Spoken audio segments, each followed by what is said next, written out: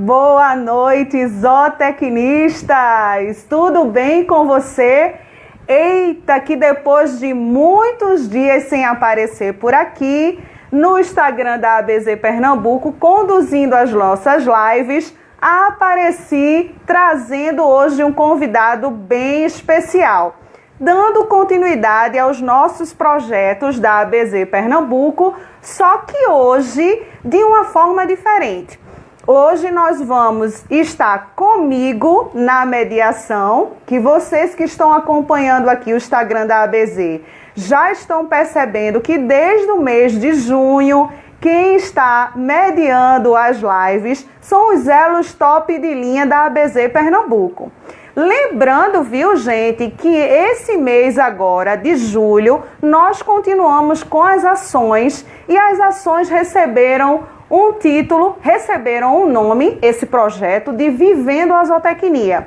Porque todos os assuntos que nós vamos trazer para vocês é ligado à zootecnia. Então, todos vocês que estão entrando, muito boa noite, sejam bem-vindos à nossa live. Eu espero que a gente tenha um bate-papo interativo, que não só o nosso convidado fique do lado da telinha falando, que vocês também participem, mandem as perguntas de vocês, porque é importante para a gente ver essa interação. Então eu quero ouvir primeiramente vocês me dizendo se o som está bom, se vocês estão conseguindo me ouvir, se a imagem está boa, a conexão, me digam aí, gente, vão me dando feedback, enquanto eu aceno para vocês, que eu recebi aqui um monte de aceno. Gente, que coisa maravilhosa, gostei de ver, viu? Esse pessoal todo entrando, deixa eu ver aqui. Vou tentar falar todo mundo que acabou de acessar a live, tá? Luana, Infobúfalo, olha só a galera do Infobúfalo aí com a gente. Professor German, que vai estar aqui na ABZ Pernambuco amanhã com um assunto maravilhoso. Quem ainda não viu, dê um pulinho lá no feed da ABZ Pernambuco para ver qual é o assunto que o professor German vai trazer para a gente amanhã. Professor, seja muito bem-vindo. Eu espero que o senhor goste da nossa live, participe aqui com a gente, tá bem? Teófilo, Victor Barros, professor William, da UFPR, seja muito bem-vindo. Olha aí, que maravilha ter vocês aqui conosco. Tatiana, Denis, meu querido, bem-vindo. Neokides, muito bem-vindo. Guirodines, eu acho que é isso. Maicon, Ayrton, muito bem-vindos, viu, gente? Sejam bem-vindos. Eu já estou vendo que vocês estão dizendo que o áudio e a conexão estão boas. Então, eu não vou me prolongar muito. Eu vou chamar o nosso convidado, que é Adailton Costa, para falar um pouco sobre a bubalinocultura no Brasil. Então, eu estou indo lhe chamar, Adailton, e vocês que estão aí conectados, gente, se puderem já apertar esse aviãozinho aí e mandar para todo mundo que ainda não entrou nessa live, os amigos de vocês que estão perdendo esse conteúdo, aperta esse aviãozinho e manda para o colega para eles assistirem aqui a live da ABZ Pernambuco, tá bom? Então vamos lá chamar a Adailton. Olha só, boa noite, Adailton, tudo bem? Tudo bem com você? Tudo ótimo, graças a Deus. Você está me ouvindo bem? Perfeito, perfeito. Gente, vocês estão ouvindo a Adailton bem? Avisem aí pra gente, por favor. Eu estou lhe vendo, lhe ouvindo perfeitamente, viu, Adailton? Ok. E antes de você começar, já quero lhe dizer que é um enorme prazer receber você aqui conosco. Gente, Adailton, foi ele que entrou em contato com a ABZ Pernambuco, oferecendo essa participação, essa contribuição dele aqui com o assunto que ele tem propriedade em falar. Então, Adailton, o prazer é redobrado, viu? Prazer é todo meu. Então, fique à vontade aí para se apresentar, para conversar com essa galera, que eu já avisei que é uma interação aqui, é um bate-papo. Sim. Então, primeiramente, eu gostaria de saudar você e a todos, né, que estão nos assistindo. Que esse bate-papo ele possa ser rico para todos nós, né? Tanto para mim quanto para todos que estão assistindo. Podem ficar à vontade, né, para estar enviando dúvidas, né? Que seja um bate-papo interativo, né? A gente vai falar um pouco sobre a bubalinocultura no Brasil, né? Eu sou zootecnista, venho acompanhando, né, o trabalho que a Simone vem fazendo, venho acompanhando o trabalho da ABZ Pernambuco, né? Queria deixar meus parabéns, é muito importante, né? Tanto principalmente para os alunos de zootecnia, né, nas mais diversas áreas que estão conhecendo as áreas, as culturas, né, para os profissionais entender um pouco, né, também de cada área, porque muitas vezes na graduação a gente trabalha com uma espécie específica, acaba caindo no mercado de trabalho sendo desafiado, né, às vezes numa espécie que a gente nunca trabalhou, né, e é importante a gente entender um pouco, né, de cada coisa. Isso. Né, exatamente. Então, eu sou formado em zootecnia na Universidade Estadual Vale do Acaraú, né, no Ceará. E, posteriormente, eu vim aqui para Minas, onde estou concluindo meu mestrado, né, em zootecnia. E vou ingressar agora no doutorado, né, no segundo semestre. Doutorado em zootecnia. Pretendo desenvolver alguma coisa com bubalinos, né, que é a minha Claro, né? paixão. Minha paixão desde sempre. Então, eu coloquei aqui alguns pontos importantes, né, que eu vou falar sobre a criação, mas que todos fiquem à vontade, né, para estar enviando perguntas, né, para a gente estar discutindo o assunto aí da bubalinocultura. Né? Então, o búfalo, ele é um animal bastante versátil, né? Hoje, se a gente observar, existem búfalos aí em todo o Brasil, de norte a sul, né? Então, ele é um animal que ele está bastante desenvolvido, né? Ele está em crescimento, os produtores eles estão buscando mais.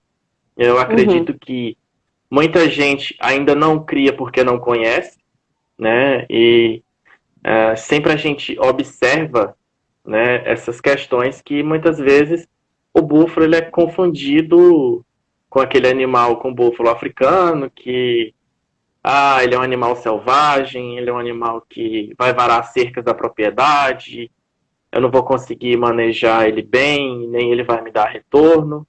Mas na maioria dos casos, isso acontece por falta de informação, né?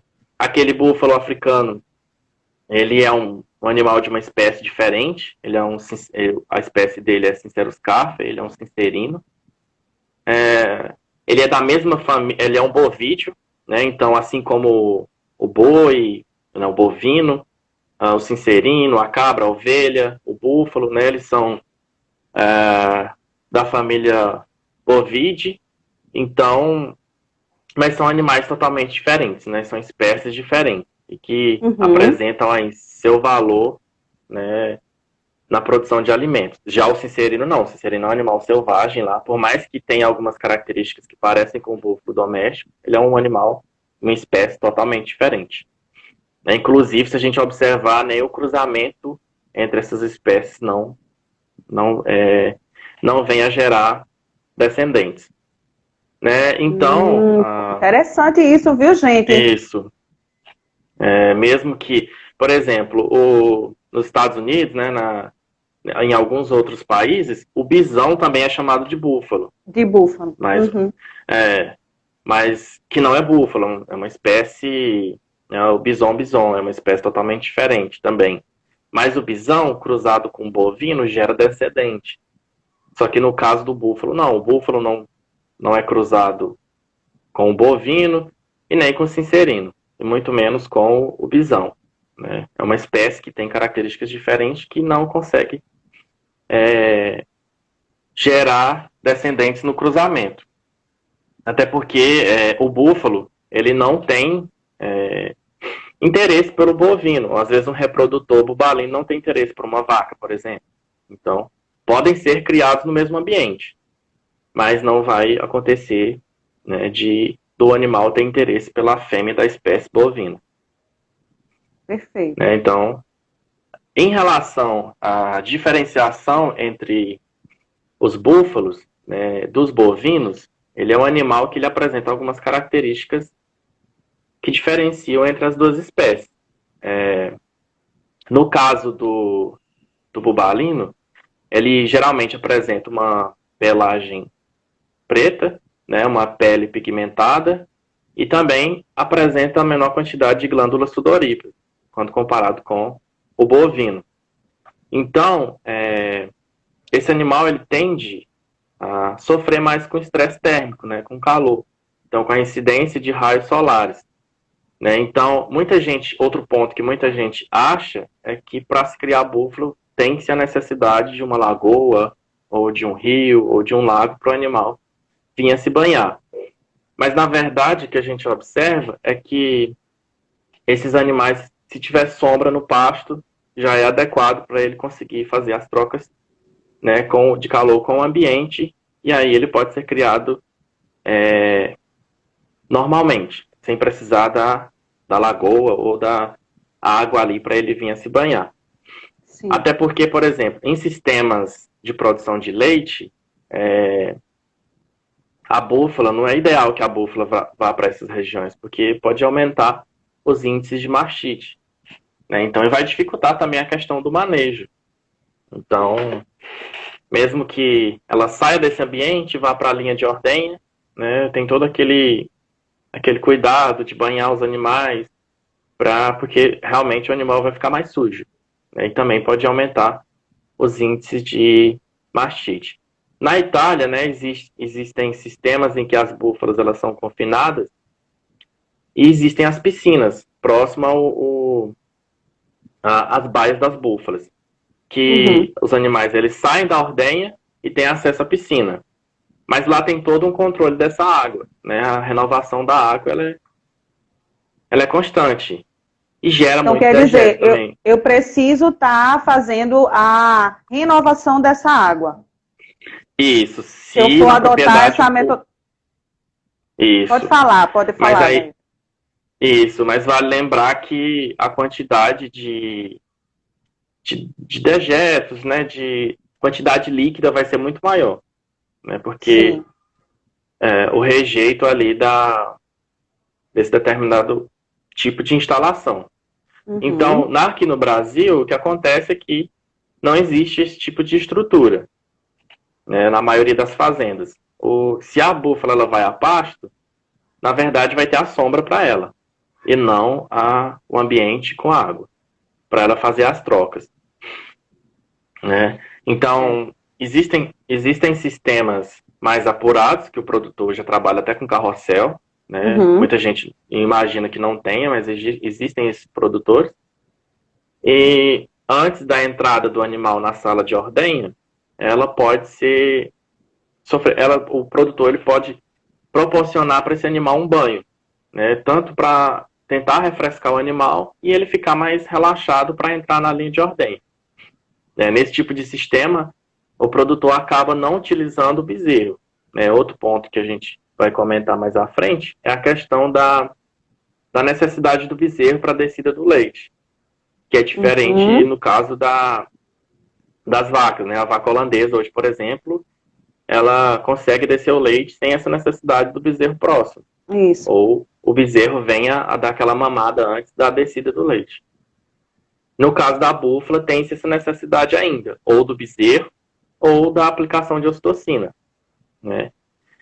Alguns produtores vêm selecionando animais para tentar fazer com que essa característica seja perdida e o animal desça leite mais facilmente, né? Mas ainda é complicado. No geral, ou se aplica-se ocitocina, ou se tem o bezerro, no momento ali da ordenha. Existem alguns sistemas que utilizam o curral de espera, né, em que antes da búfala entrar na linha de ordenha, ela tem aquele contato, né, físico, aquele contato, né, de olfato ali com o bezerro. E aí ela entra na linha de ordenha e é feita a retirada do leite.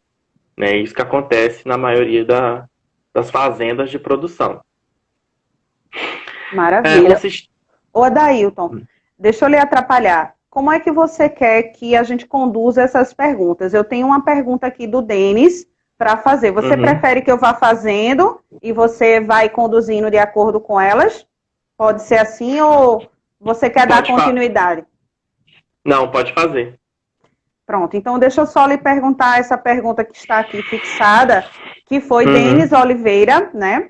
Denis está lhe perguntando, como você avalia a aceitação dos produtos oriundos da bubalinocultura no mercado nacional? Como você avalia e quais as alternativas devem ser adotadas para utilizar o consumo dos produtos oriundos dos búfalos?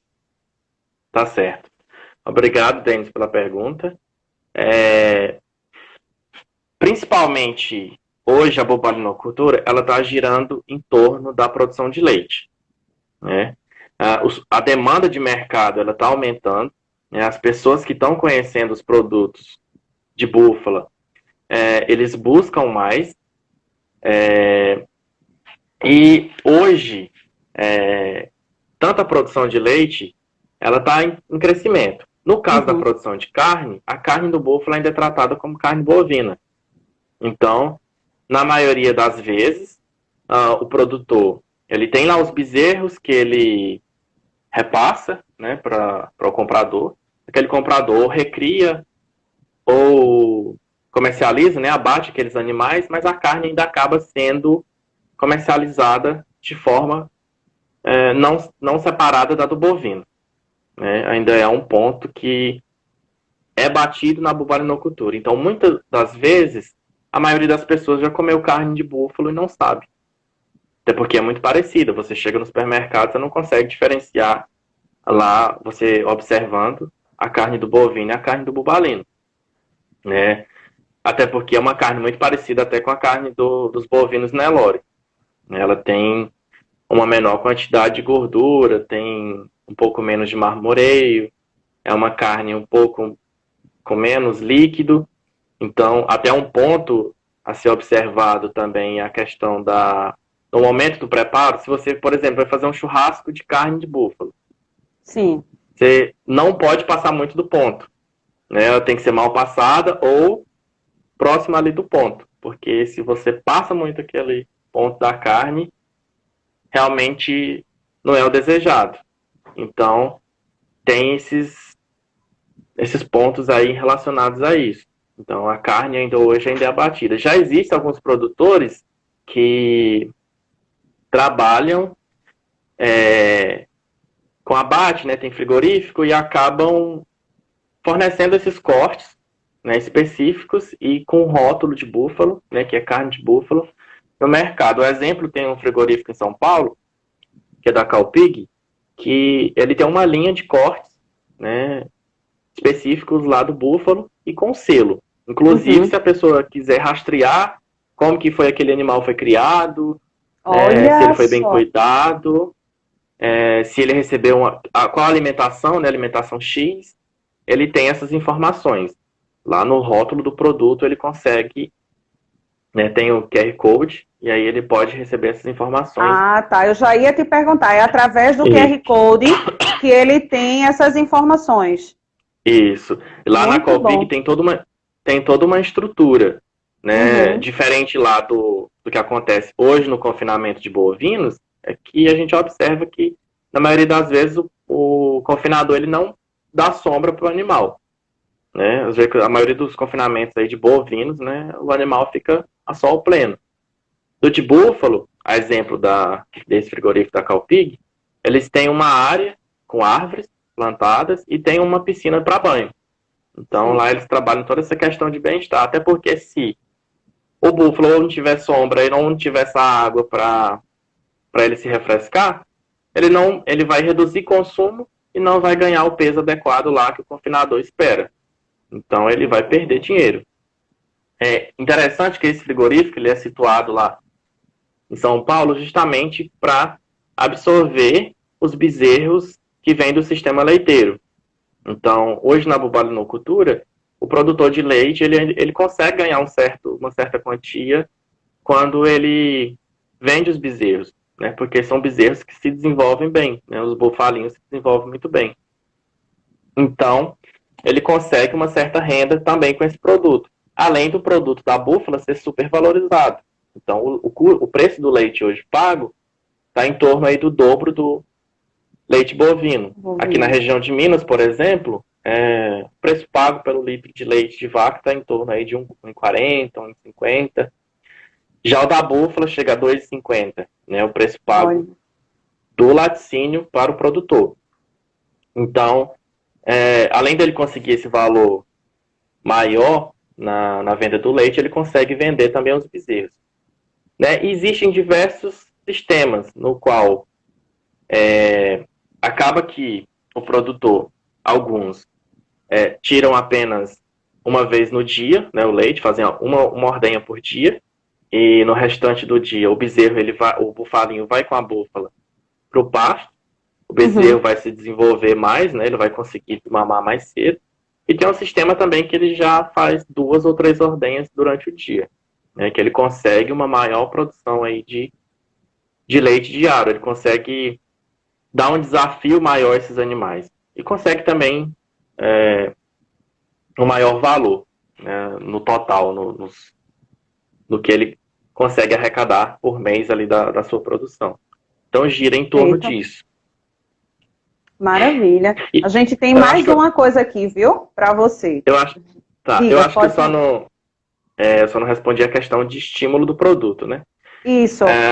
Na verdade, o que falta ainda é mais o produto ele ser mostrado para o consumidor, né? Então, não é todo supermercado que você chega hoje e encontra um produto oriundo do leite de búfala. Carne nem se fala, né? Que a gente não consegue dizer assim, hoje eu vou consumir, sei lá, uma picanha de búfalo. Só se eu for lá no pasto e morder o búfalo, que eu no supermercado eu não vou encontrar. Isso. Mas cultura, né, Adailton? Isso. Cultural mesmo. Isso. Já no caso dos produtos lácteos, nos maiores supermercados a gente já consegue encontrar.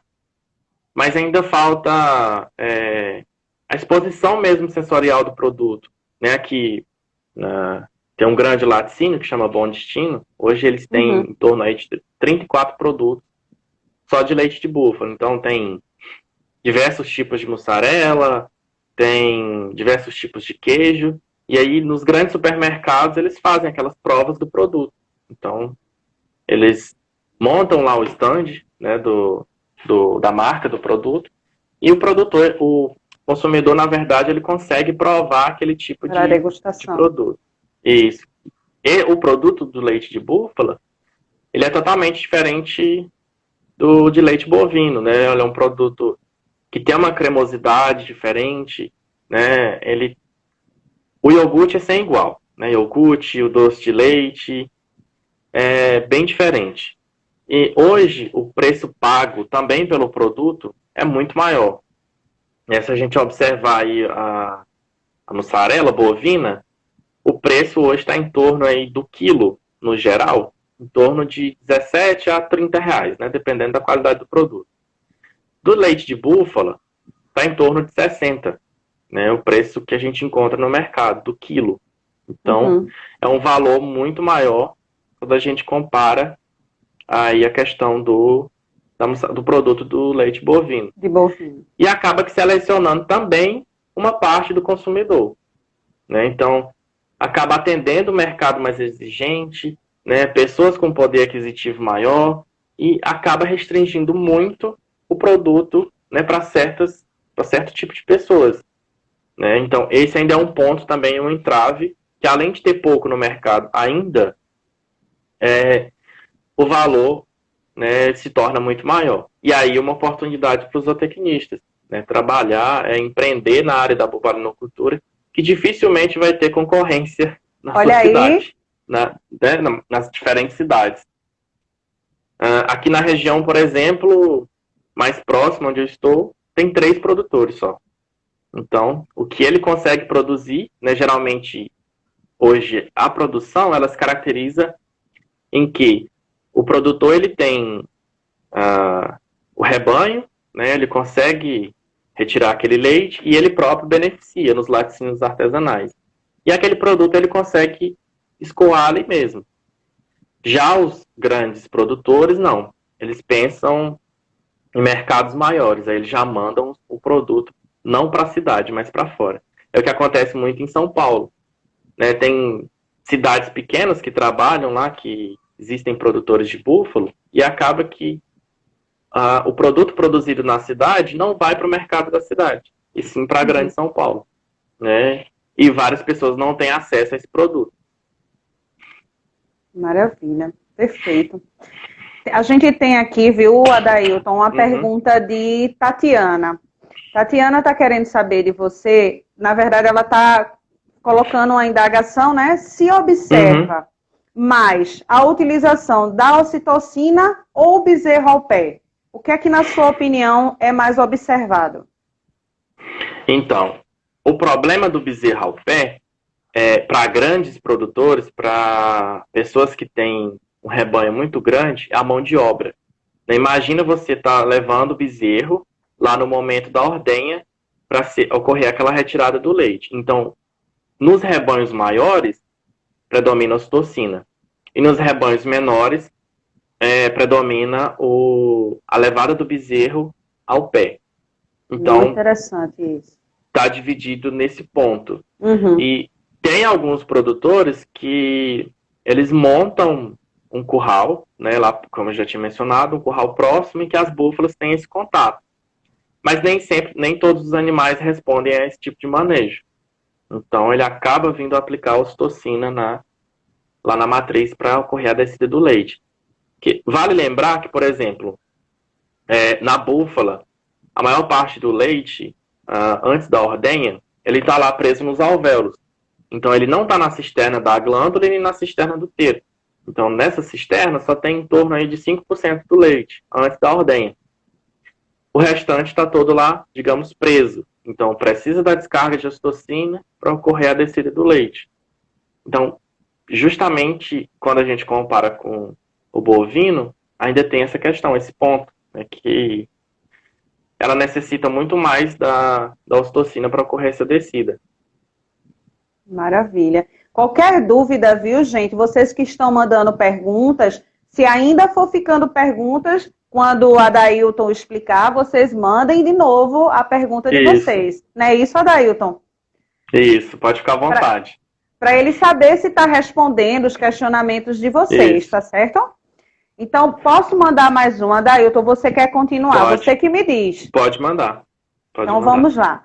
Alex está aqui perguntando a você. Por que, em algumas regiões, o leite de búfalo não é muito aceito? Às vezes é mais pela essa questão de que é a mesma coisa que acontece muitas vezes no leite de ovelha. Né? As pessoas não conhecem muito ainda, né? Não tiveram contato. Mas, por exemplo, em termos de sabor, o leite de búfala, pela quantidade de gordura, né? Ele tem em torno aí de 8% de gordura, é um leite muito mais saboroso do que o leite de búfala, para se consumir in natura. Mas claro que é um leite mais gordo. Ninguém vai estar consumindo ali todos os dias. Né? Mas é um leite muito mais saboroso e um leite muito mais cremoso. Então, eu acho que falta muito essa questão da falta de informação e da oportunidade das pessoas virem a consumir esse tipo de leite. Mas ele não tem odor forte, né? Às vezes muitas pessoas podem achar que ele possa vir a ter esse odor forte, mas não tem. A diferença é que ele é um leite mais claro, justamente por causa lá do beta-caroteno, que tem em quantidades muito pequenas, que acontece no da vaca, né? É um leite mais um pouco mais pigmentado, que da búfala não, e ele é um leite mais adocicado, né? Quando a gente compara com leite de vaca, para se consumir in natura. Aqui no Brasil a gente não encontra ainda o produto vendido, por exemplo, na caixinha, né? Mas na Itália, facilmente você vai no supermercado e você consegue encontrar, né, um leite lá, mesmo corrigido lá com os 3% de gordura, né, desnatado ou semi-desnatado, você consegue encontrar o leite de búfala. Inclusive, esse laticínio que eu mencionei, Bom Destino, eles estão com um projeto para fornecer esse leite no mercado, né? Porque muito se fala do leite de vaca ser A2A2, né? Selecionar vacas para ter um leite A2A2, a questão da proteína. mas ninguém fala do leite da búfala, né? Que na maior parte já foram feitos trabalhos científicos e que na maioria dos animais o leite é A2A2. Não se encontrou, né, búfalas com leite do outro formato A1A1. Então, é um fator de mercado que pode ser explorado, né? Também a questão da venda do leite, porque do produto ocorrido no desnat, essa gordura, esses sólidos, eles podem ser utilizados para a confecção de outro produto, né? E o leite semi-desnatado ser fornecido aí no mercado, para o mercado consumidor. E uma coisa interessante, viu, Adailton, você falou agora sobre a questão do leite A2A2, dificilmente a gente encontra algum estudo, a gente vai procurar falando sobre o leite, dificilmente você encontra algo relacionado à búfala. Não encontra. Isso. Ninguém fala. Por isso que é importante, né, a gente bater em cima mais um pouco da bobalinocultura, porque falta muita informação. E muita gente acha que é um animal que não responde, né, que é um animal que não condiz com o sistema de produção. Até na maioria dos cursos de zootecnia, a gente não tem a disciplina de bobalinocultura, né? Está se implementando de uns tempos atrás. Mas até então, não tinha disciplina. Lá fala-se de gado de leite, gado de corte, mas por que não falar dos búfalos? Exatamente. Né? E é um mercado que está aquecendo. E engraçado, viu? Antes de eu colocar mais essa pergunta aí para você, mais uma do Alex. Eu estava lendo, Adailton, numa reportagem falando sobre o censo, fazendo um estudo para postar até no Instagram, e falando que, por falta desse conhecimento, até uma reportagem sobre búfalos, por falta desse conhecimento, o censo ele é feito junto com a população de bovinos. Você não tem um censo separado para bubalinos e para bovinos, não. Eles, por não terem esse conhecimento, eles fazem como se fosse um geralzão. Esse total aqui, e é um total errado, porque não condiz com a realidade, não é? Isso. Até que hoje, o que se fala da quantidade de bubalinos é em torno aí de 1,3 milhões de cabeças no Brasil. Só que tem muito mais. Abate, principalmente. Abate, a gente não tem dados específicos lá falando Justamente. Abateu X de bubalino, produziu X de carne, de búfalo. Não tem. Então, não tem. São coisas que faltam ainda para a gente, né, entender mais sobre a bubalinocultura aqui no Brasil. E o que é que, na tua opinião, Adailton, a gente poderia fazer? A gente, enquanto zootecnistas, né, que somos responsáveis em levar essa produção, né, para o conhecimento das pessoas, assim como as demais áreas, o que é que a gente poderia fazer? Na sua opinião? Eu acho que divulgação, né, divulgação e levar ali os pontos, né, técnicos e científicos relacionados à espécie. Nesse ponto que a gente comentou do búfalo, né, principalmente do que as pessoas acham que é aquele animal lá que passa no documentário mostrando sobre a África, né, o que muita gente acha que é aquele animal, a gente encontra muitas vezes, por incrível que pareça, campanha de vacinação com a foto lá do Sincerino, porque a gente vai falar de alguns aspectos sanitários, né? Outro ponto que eu fico envergonhado de falar, a cartilha do Sisbov, de aquele sistema lá de rastreamento, tem a foto do Sincerino na capa. Gente... É vergonhoso mesmo. É muito complicado. Então, são coisas que têm que ser batidas. Já vi em congressos também, tem alguns produtores que acabam colocando a foto lá do Sincerino na estampa do produto, como se fosse búfalo, mas principalmente a comunidade científica, a comunidade técnica, né, tem que bater nesses pontos, né, para levar mais informação, que acaba que muita gente não conhece. Maravilha. Você Isso. quiser continuar, pode continuar, Dailton. Aí a gente volta para essa pergunta que está aqui Tá. fixadinha. Pode seguir. Tá. Um dos sistemas de produção que a moça até comentou, campanha da febre aftosa também, a Tatiana, exatamente. Isso. Essa campanha que eu falei do órgão né, do órgão geral do Brasil. Ele estampou lá na capa a foto do Sincerino. Então, que animal é esse, né? Que quem está à frente lá como técnico não está conseguindo diferenciar, né, um animal do outro. Em relação ao sistema de produção, né, aqui no Brasil ele diferencia, a maior parte é colocado como sistema à parte, né, na maioria do Brasil, né, ainda se trabalha com animais à parte, principalmente também leite, quem trabalha com carne. A base alimentar é o pasto, na maioria das vezes. Mas, por exemplo, existem alguns sistemas que já trabalham com sistemas fechados, né, que a búfala fica confinada ali o dia inteiro, recebendo alimentação, né, com dietas mais bem elaboradas. Questão de suplementação, né, tem muito produtor que não suplementa, acaba não suplementando.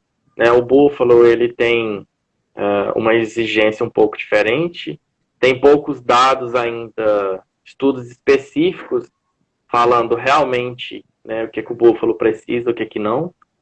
Né, são pesquisas ainda que podem ser desenvolvidas. Um sistema de produção que é bastante interessante é o sistema de integração pecuária-floresta. O búfalo ele se adapta muito bem, justamente pela questão lá da sombra, né, que eu falei, que o animal ele sofre muito com as questões da incidência solar, né? Se eu não der o ambiente adequado para o animal ele não vai se desenvolver adequadamente, ele não vai produzir. É até um ponto interessante na reprodução, acaba que a maioria das coberturas, né, que acontecem é no período da noite, justamente que é um período mais ameno, né, em relação à temperatura, né, e os animais acabam ocorrendo as cópulas mais no período da noite. Justamente para essas questões que o animal sofre com essa incidência solar, né, com esses períodos mais quentes. Então, se eu não der essas condições adequadas, o animal ele acaba vindo a não produzir adequadamente. Nas questões sanitárias, na maior parte do calendário de vacinação, ele é muito parecido com o calendário de bovino, né? Então, aftosa, raiva se acontecer na região, né, indicado vacinar, né? Então é muito parecido nessas questões sanitárias. Perdão. Ocorre uma maior na questão sanitária que vai diferenciar um pouco é que tem um parasita que ele é passado da mãe pro bufalinho, né, que é um parasita interno, e aí ocorre que o bezerro, né, ele tem que ser vermifugado com uma frequência maior, né, então tem um calendário específico, né, que é o Neoascaris, então ele é um endoparasita que o produtor ele deve ficar atento, né, porque ele vai necessitar aí de um calendário de vermifugação, né, específico aí para o bezerro bufalino. Então, nas questões sanitárias, é bem parecido, né, com o manejo de bovinos. Isso. Perfeito. Tem mais alguma pergunta? Temos aqui de Luana, porque aquela que nós tínhamos, você já tinha, na sua fala, você citou. Aí a gente vem para a Luana, que pergunta: qual a média de produção diária de leite das búfalas consideradas de alta produção? Então, no geral, a média de produção está em torno aí de 8 litros de leite, né, por búfala. Mas no Brasil, principalmente em rebanhos de alta produção, a gente encontra búfalas produzindo 20, 25 litros de leite.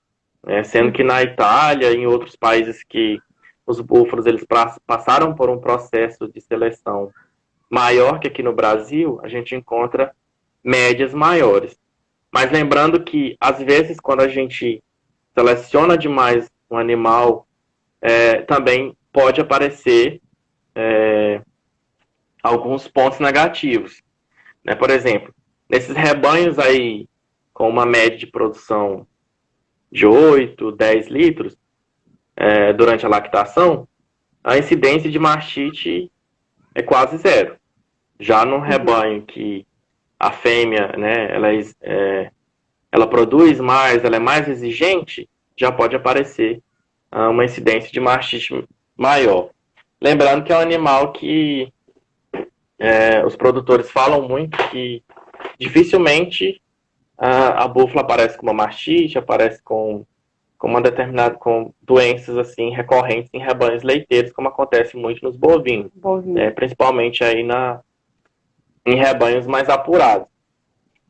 Então, a búfala é mais resistente, né? Ela é uma saída. Muitos produtores acabam deixando rebanhos de Jersey, de gado holandês para criar búfala, né? Justamente porque eu acredito que a búfala, ela produz, além dela produzir produtos de qualidade, ela dá mais qualidade de vida para o produtor. Porque você imagina, um sistema de produção de leite bovino, um sistema apurado, você tem que estar ali praticamente 24 horas, de domingo a domingo, o custo de produção é maior, muitas vezes o produtor ele não é remunerado por aquele produto que ele disponibiliza no mercado ou para o laticínio, e já do búfalo é diferente, né? Por ser, na maioria das vezes, um animal menos exigente em alguns pontos da criação, sendo um animal mais rústico, acaba que sendo mais fácil de tocar aquele rebanho, né, em diversos aspectos.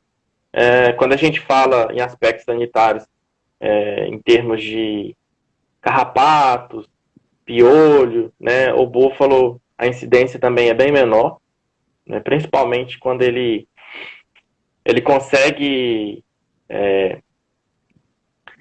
entrar ali na água, na lama, e forma aquela película, muitas vezes de lama, e acaba que não fica nenhum parasita ali. Protegendo. Então, protege muito bem. Então, a incidência é muito menor. Até mesmo nos rebanhos que não tem, que não é ofertado esse tipo de lagoa ou área para ele entrar na lama ou na água. A incidência é bem menor. Maravilha, perfeito. Gente, tá tudo certo aí, né? Vocês estão um pouquinho calados aí, não estão interagindo, mas estão interagindo pouco, né, Adailton? Acho que a Adailton tá até querendo que vocês interajam mais. A gente não tá conseguindo ouvir vocês falando daí. Mas olha, Adailton, Túlio já mandou outra pergunta aqui para vocês, para você. Qual o tempo ideal para o período de serviço de uma búfala antes do descarte? Olha aí. Tá. Acho que ele falou no período de serviço, eu entendi na durabilidade da matriz. Acredito ali que sim. A vida produtiva, né? E não na questão lá reprodutiva, no ponto, né? Existem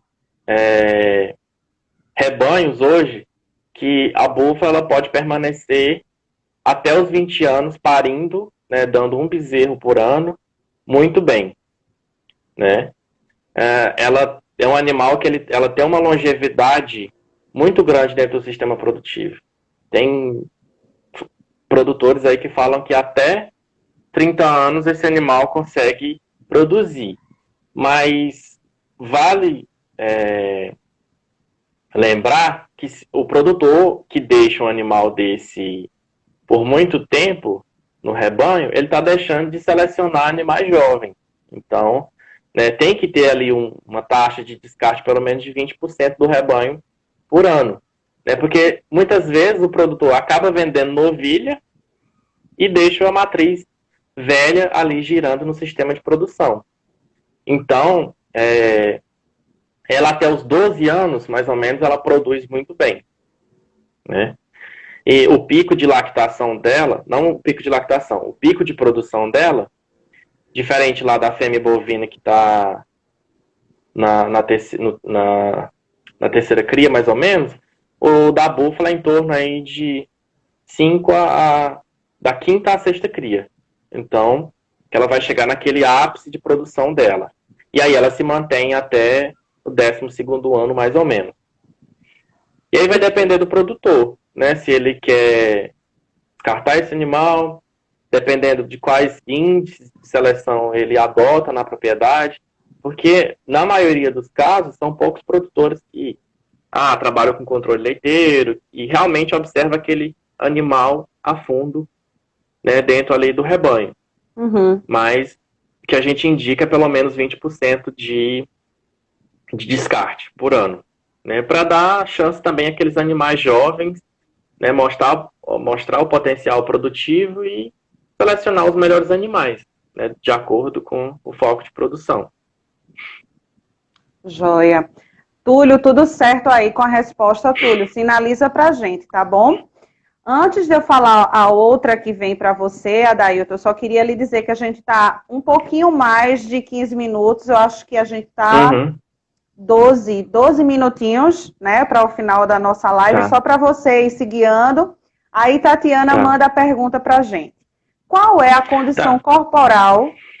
Pode falar, Adailton. Uhum. Fique à vontade. Você ia Depois, falar.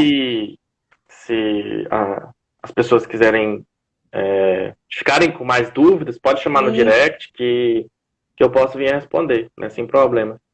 Olha aí que coisa boa, hein? A Dailton está disponibilizando o direct para vocês tirarem dúvida. Daqui a pouco eu coloco Isso. aqui, viu, Adailton, seu Instagram, só para eles entrarem em contato com você.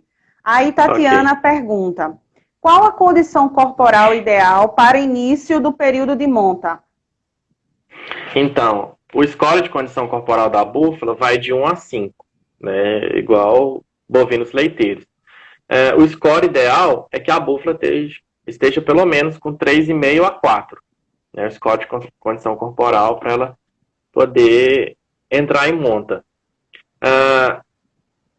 Por mais que a gente priorize um score ideal, vale lembrar que a gente encontra nas fazendas, muitas das vezes, búfalas abaixo do score, ou prenha, ou entrando em cio, que muitas vezes não acontece na fêmea bovina.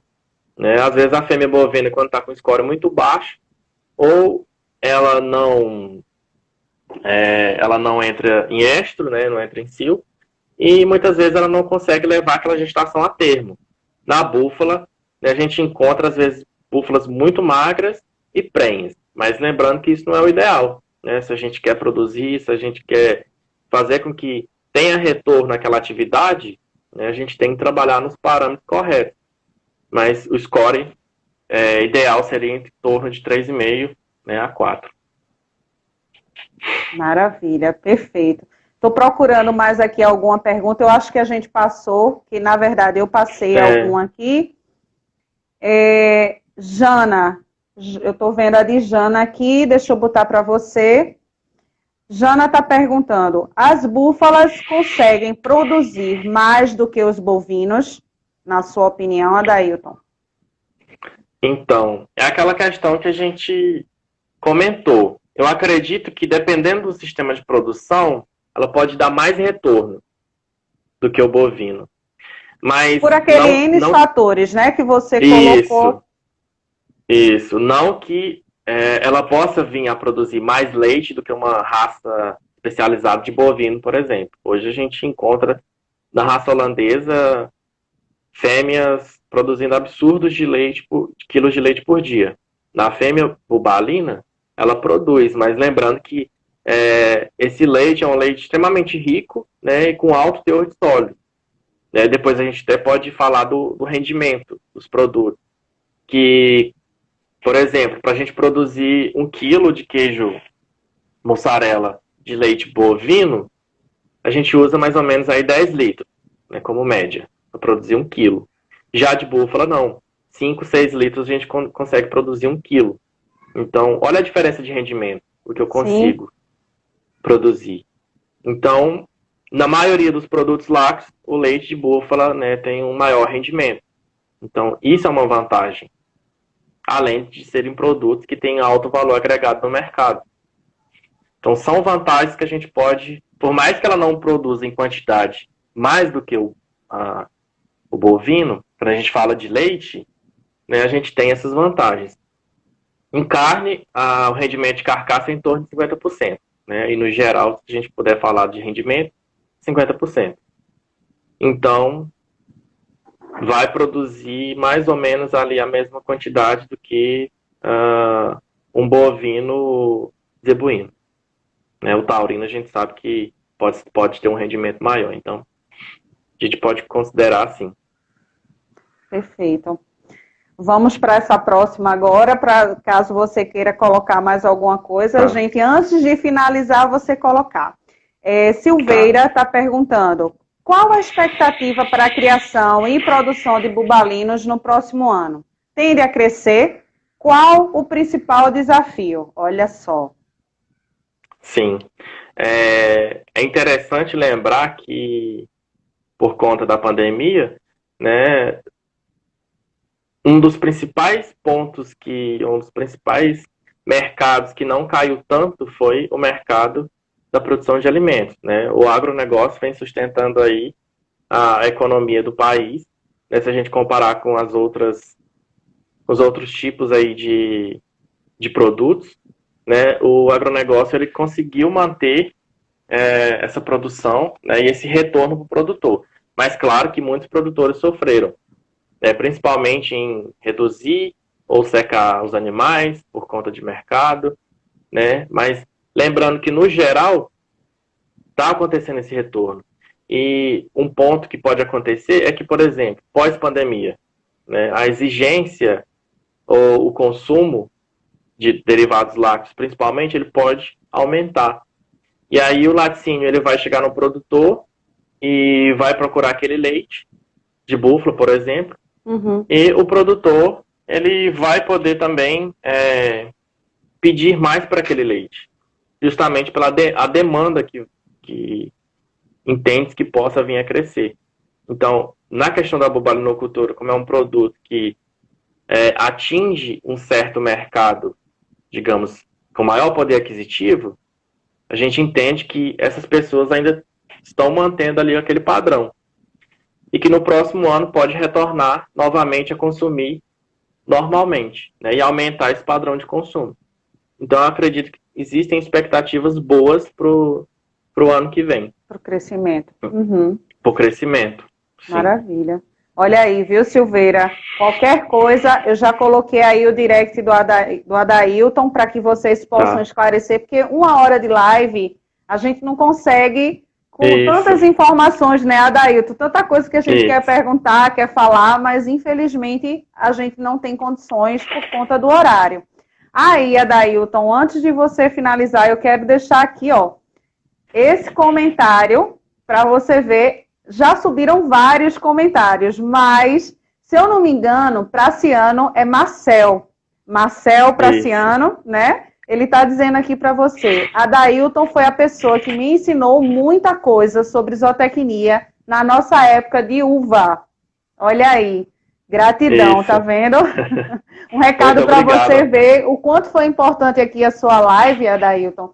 Muitas perguntas eu acredito que tenham subido sem a gente poder ler, né? Eu tentei pegar o máximo aqui para você, mas de qualquer forma, Adailton, eu acredito que você ainda tenha ficado muita coisa para falar, mas de antemão eu já quero agradecer mais uma vez a você pela sua disponibilidade, por ter, assim, procurado a ABZ Pernambuco, como eu disse no início da live, oferecido os teus conhecimentos aqui para compartilhar com a gente. Isso faz toda a diferença, né? E a gente fica muito feliz. Eu, em nome da ABZ Pernambuco, agradeço enormemente a você. Quero já deixar o convite para você voltar numa próxima live. Muito obrigado.